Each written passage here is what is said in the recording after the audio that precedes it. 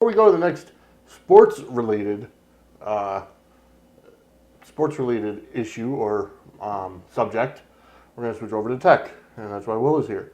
So tell us a little bit about what's going on in the tech world. All right. Well, let's go into privacy and a lot of people's concerns over breaking the Bill of Rights and things like that. Um, if you haven't heard of something called Google Glass yet, I'll kind of explain it a little bit. It's an augmented reality device that actually will connect to you like a pair of sunglasses and allow you to see additional information about what you're looking at. Eventually you'll monitor your Facebook, your, email, get phone calls, but also see things like where restaurants are, how far away from your destination you are, using GPS and geolocation. I've heard of them. Really a good technology to jump into. The main problem that is holding it up right now is the fact that it does have the ability to record video. Mm-hmm. And there's been a professor going around who's been part of this augmented reality project for a long time, and he actually has a device like it that's physically built into him. He cannot remove it. It's part of his skull. And he's gotten into trouble going into businesses that don't want their employees recorded. He's been physically accosted. And those kind of reactions are things that we're going to have to look at in the future regarding this kind of new tech. It's like the crazy people who are walking around with Bluetooth, pieces. Everybody else is on their cell phone or landline. They're like, who's that crazy person talking to themselves? And now it's commonplace. Google Glass is going to be kind of the same thing. Augmented reality is going to take a while for us to get used to. Eventually, we're going to start seeing it in like heads-up displays in cars. And, Absolutely. Your phone's no longer going to be a rectangular device that you put up to your ear. Instead, it's going to be something like an earring that you just wear. So. Which is pretty much what the Bluetooth is. I mean, and you're talking about something even smaller than a Bluetooth. And with more functionality. Which is amazing. We're getting into the Jetsons age very quickly. Oh, yeah. Pretty soon our cars will be able to fold up into briefcases. They have cars that can do that. They're not really all that comfortable, but there's actually World War II, they had a motorcycle that could collapse into a suitcase. Wow.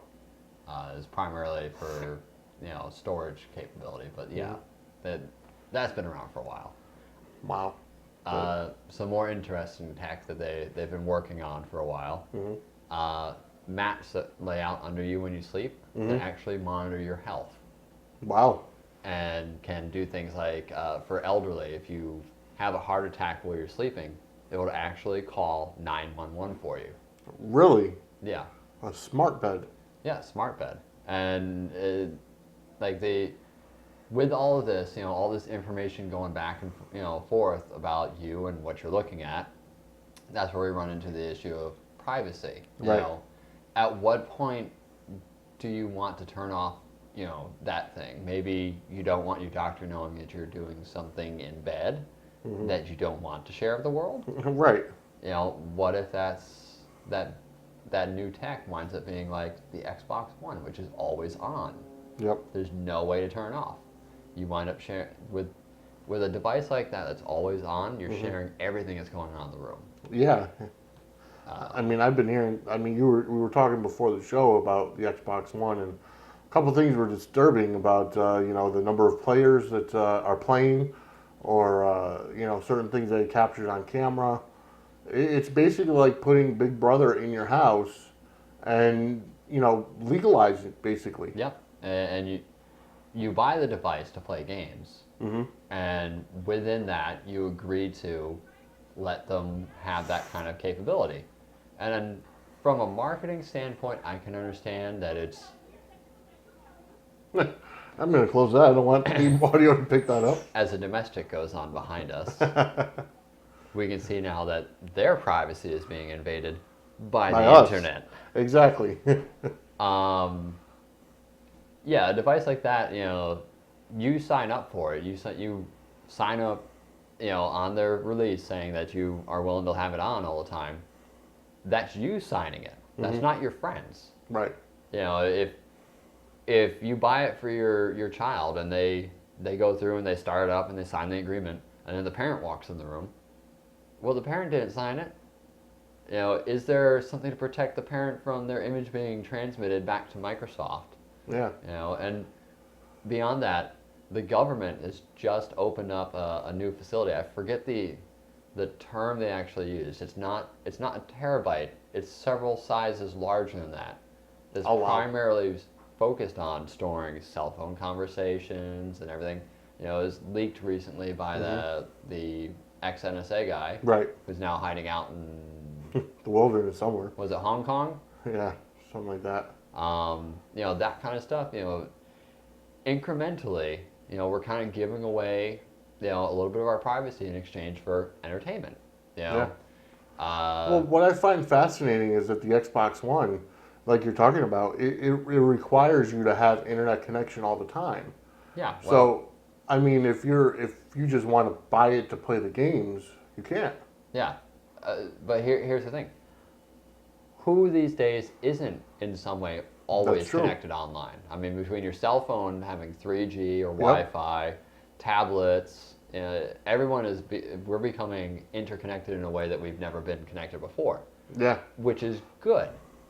Speed of communication, information being Right. distributed. You know, right now the stuff that's going on in, was it Turkey? Okay. Or I think it's Turkey with the riots, Mhm. how they're not allowed to talk about, you know, the news is being shot down, Yeah. and yet they're tweeting out. Right. You know, they're letting the world know what's going on. If it wasn't for that kind of social outreach, Right. we would never know. Right. We wouldn't know things like Libyan chemical weapons are being used against, you know, and now we're supplying their rebels of weapons.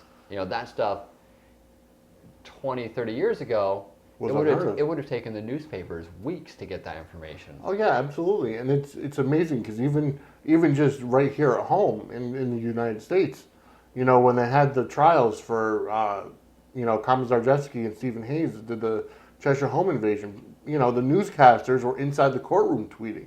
Yeah. You know, just getting the news out for every little thing that came through on the cases. So to say that Twitter, Facebook, LinkedIn, Pinterest, all these social media sites, they're definitely good ways of staying connected, but how much should you really be posting? Yeah. Well, that's where the question of everybody pushes it as Big Brother, like trying to force his Right. way into, you know, into your world, and it's like, no, that's not what it is. It's us resisting an adaptation to a new way of looking. Mm-hmm.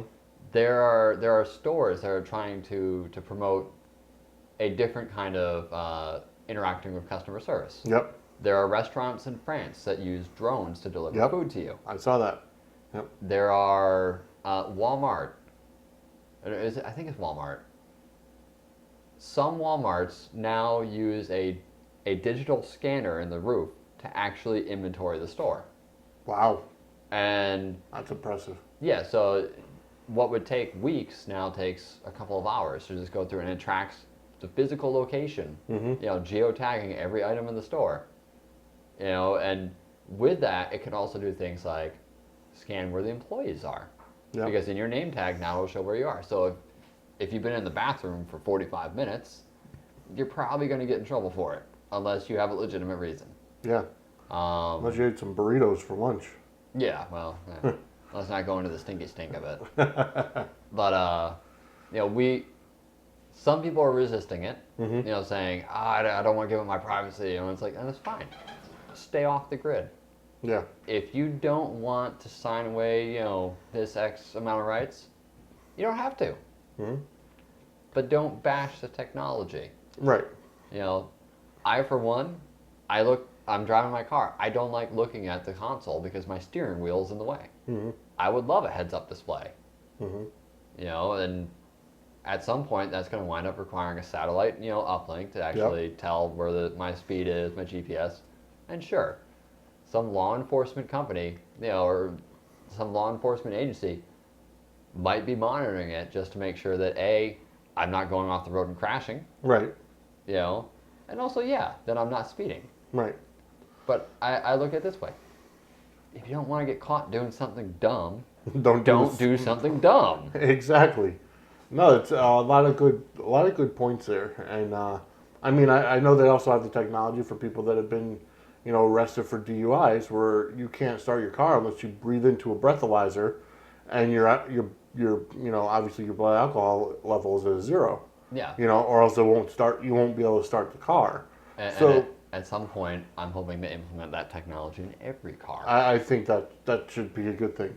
Absolutely, it would cut down a lot of drunk driving. I mean, unless you're sneaky. Right. Oh, yeah, in a couple minutes we will be going to break. In a couple minutes, I just want to touch on one.